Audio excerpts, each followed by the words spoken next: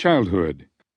While little is known about Jubal's childhood, it is assumed that he enjoyed a typical upbringing as the son of a farmer in Red Valley, Franklin County, Virginia, where his father Joab owned a 4,000-acre tobacco plantation and a number of slaves at the foot of the Blue Ridge Mountains.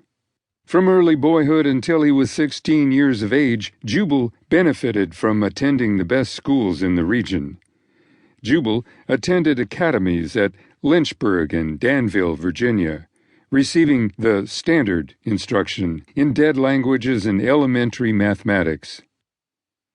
West Point, 1833 to 1837. In May of 1833, Jubal received an appointment to the U.S. Military Academy at West Point, New York, through Virginia Congressman N. H. Claiborne, and was subsequently admitted in June of that year. By Jubal's own description, there was nothing particularly noteworthy about his years at West Point. "I was never a very good student, and was sometimes quite remiss, but I managed to attain a respectable stand in all my studies. My highest stand in any branch was in military and civil engineering, and that was 6th. I was not a very exemplary soldier, and went through the academy without receiving any appointment as a commissioned or non-commissioned officer in the Corps of Cadets. I had very little taste for scrubbing brass, and cared very little for the advancement to be obtained by the exercise of that most useful art." But, as history records, Jubal's tenure at West Point was not entirely uneventful. In one colorful argument between Early and a fellow cadet, Lewis Armistead broke a mess plate over Jubal's head, an incident that resulted in Armistead's dismissal from the academy. Despite his dismissal, Armistead would earn undying fame, leading his brigade during Pickett's charge on the 3rd day at Gettysburg, during which he was mortally wounded while leading his men with his cap atop his bayonet, which made him a conspicuous target.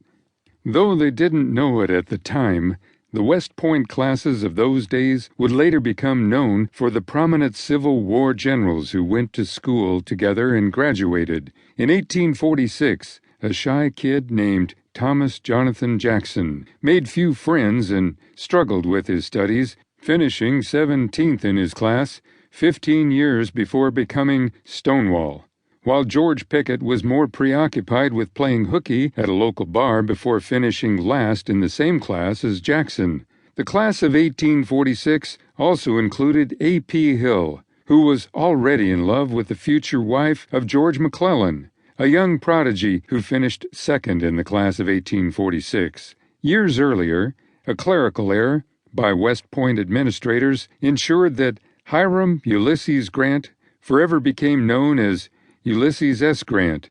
William Tecumseh Sherman was roommates with George H. Thomas, who later became one of his principal subordinates and the Rock of Chickamauga. Early's class was no exception.